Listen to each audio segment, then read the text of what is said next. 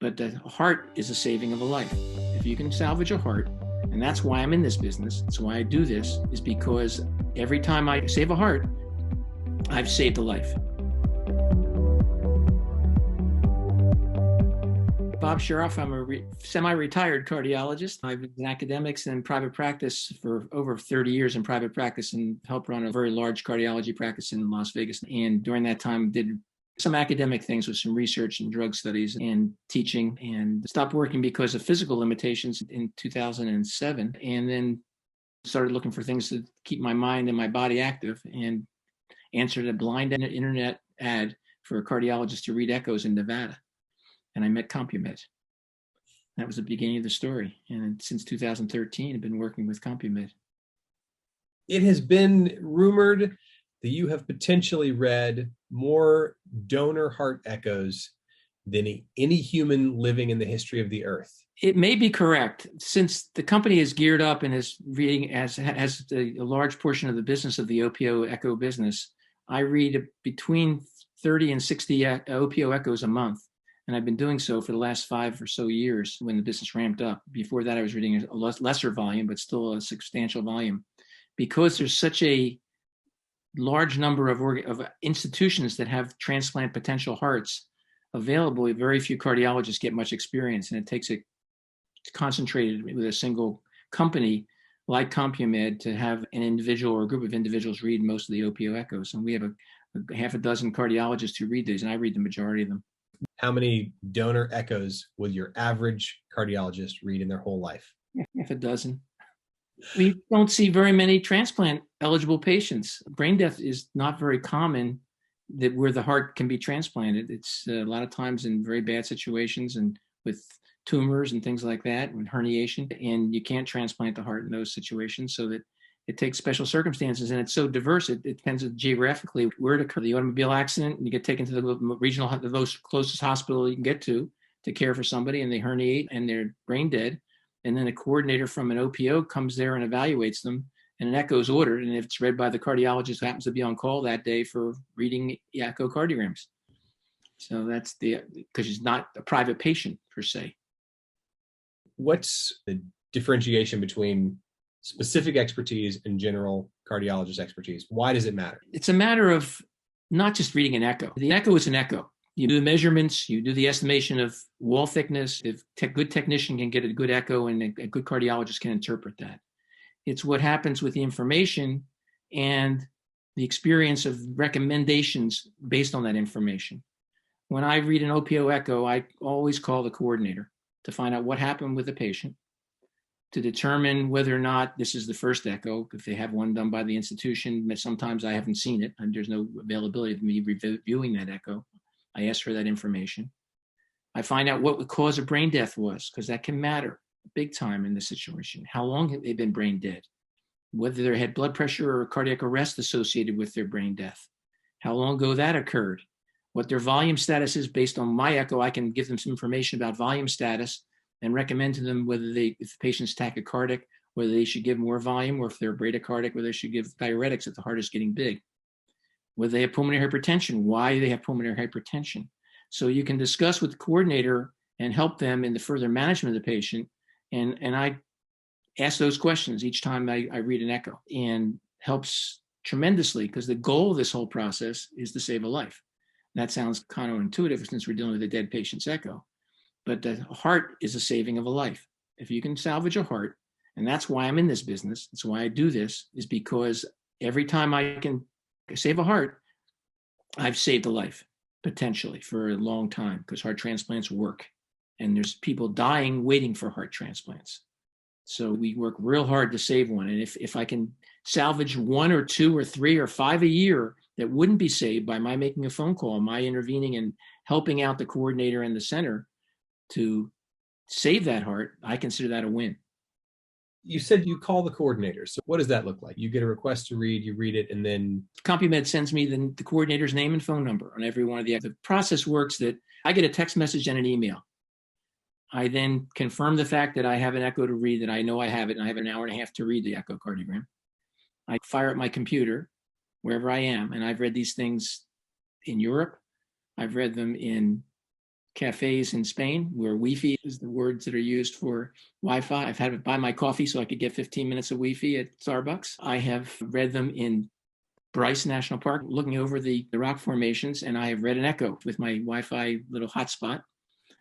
And I read the echo. I then make a phone call to the coordinator and have a conversation with them about what is expectations of this situation.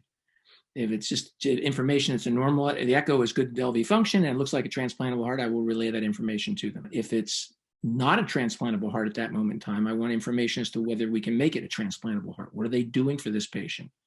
There's magic that's done by coordinators who have all kinds of therapeutic interventions that they do to the individual who's brain dead to try and make the heart work better. We're dealing with it in an environment now where so many of these are overdoses. Patients are discovered down after 10 minutes, 20 minutes, are unknown. And CPR is administered and the heart is resuscitated, but the brain is not.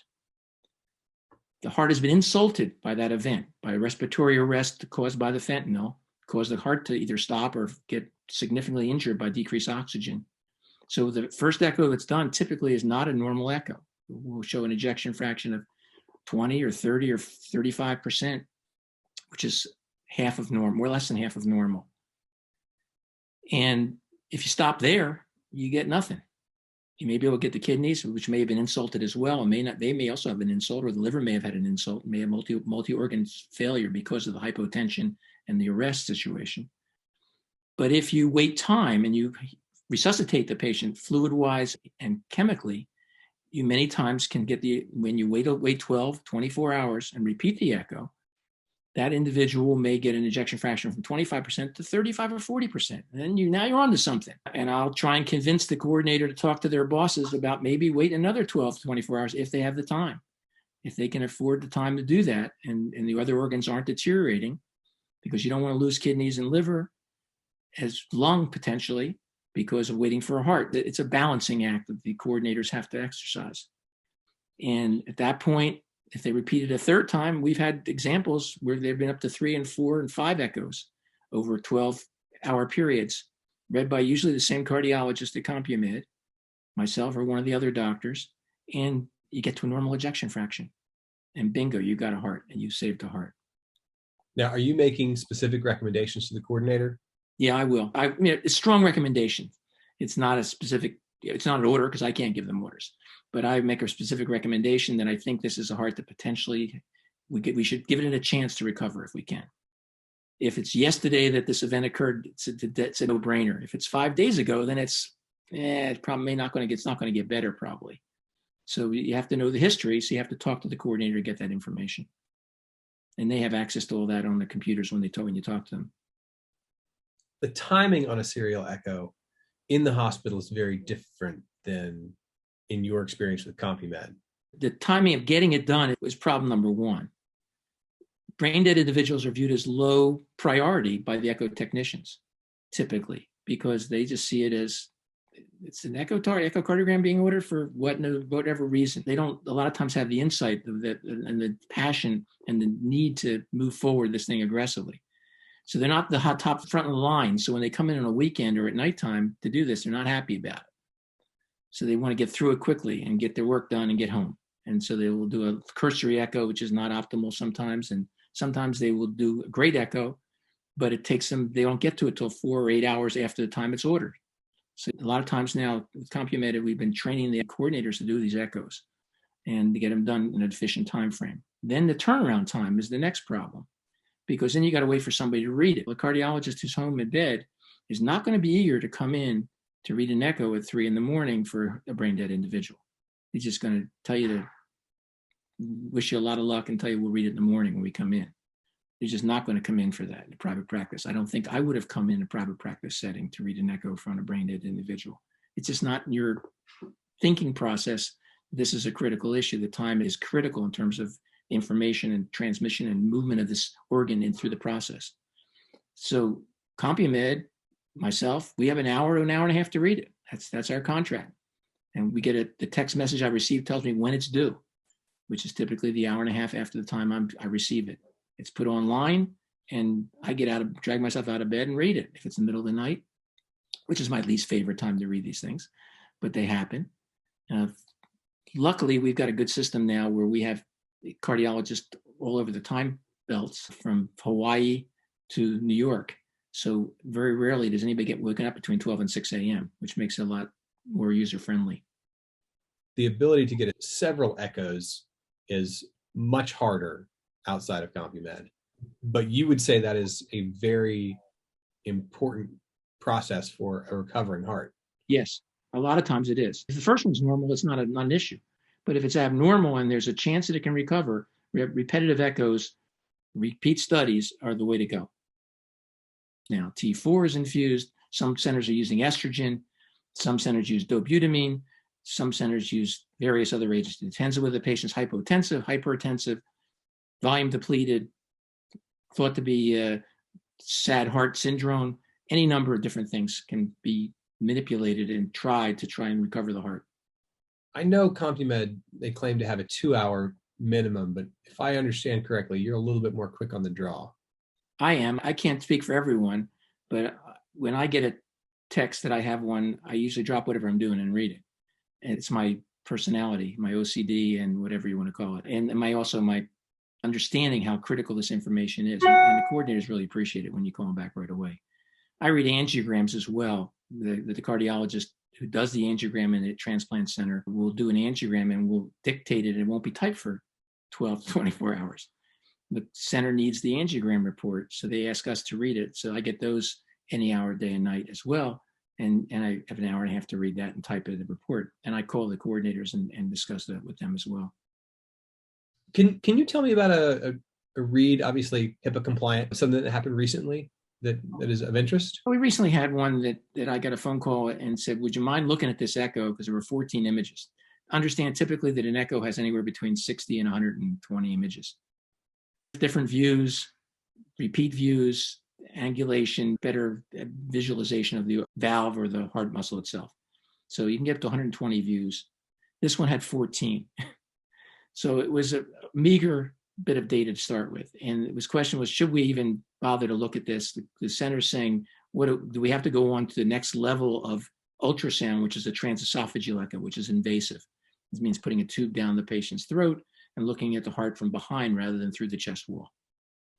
And I said, sure, I'll look at it. I was on the phone with one of the coordinators, one of the people from CompuMed who asked me to look at it. I said, there's 2 images here that I can look at and make sense out of.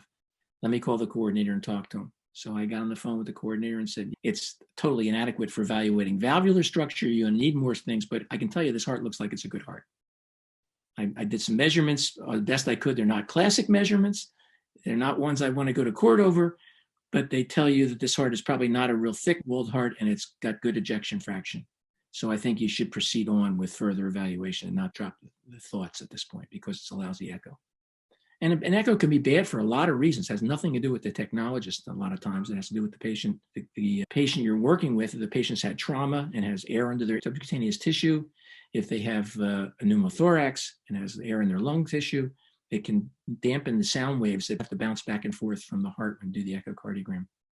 The physics changes big time. If you had a red magic button and you could push a button and instantly everybody in the transplant space would understand one important concept, principle, or truth.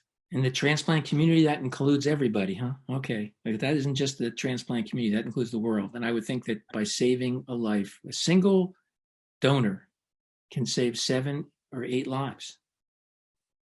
And to not treat that with the utmost urgency, professionalism, respect, and expertise is a mistake, a huge mistake and a huge loss to our society. Because people are dying waiting for liver transplants, they're dying waiting for lung transplants, they're dying waiting for kidney transplants and for heart transplants. And you get a heart, a lung, which can go 2 different people. You get a liver that can go to multiple people, as well as 2 kidneys from a single individual if they're managed properly and handled properly. And if I had to mention one written button, would be to make everybody a donor option potentially, and to make people passionate about this, the value that they're potentially offering other people. That from a tragedy comes a blessing. That's how my wife and I look at this. Talk to me about the role that the heart plays in the overall structure of the donor and how a slow echo, slow reads, slowing down on the heart could potentially cause the loss of other organs. Well, if the heart is not working well and you don't do anything to intervene in that situation, you potentially can hyperperfuse the liver and the lungs and the kid. There are reflexes that occur when the body doesn't get adequate blood supply. So you have a heart that's not beating, and you don't do anything to help it along. The kidneys get injured further, the liver gets injured further and becomes non-transplantable, and the lungs potentially become a moot point as well as they fill up with fluid. So the heart is the center of the universe. As a cardiologist, you're trained that's the case. A neurologist will tell you the brain's the center of the universe, but the heart is the center of the universe as far as a cardiologist is concerned. Nothing works unless you're perfusing blood to the various organs. They all will fail fairly short term if they are hypoperfused and don't get adequate blood supply or do that adequate head of pressure. When you don't do everything you can to salvage an organ, you're leaving organs on the table and losing lives. If you are not getting data about heart function in 4, 8, 12 hours, and you wait that long as opposed to getting the data back to you in an hour or an hour and a half, you're wasting potential valuable time that's going to potentially cause you the loss of other organs along with the heart, the liver, the kidneys, and the lungs. That's leaving organs on the table.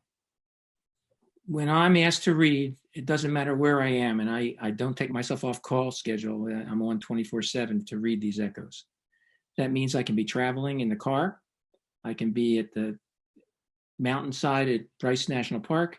I can be in Europe, and I've done the echoes, and we've sent pictures back to the people at CompuMed of my reading echoes in these various places. Laura has the pictures, and it allows for continuity in terms of the same person reading multiple echoes. It allows for the expertise of the readers who read most of these, and I'm not the only one. There's others who read them just like I do and read multiple echoes a day, and it helps to save lives.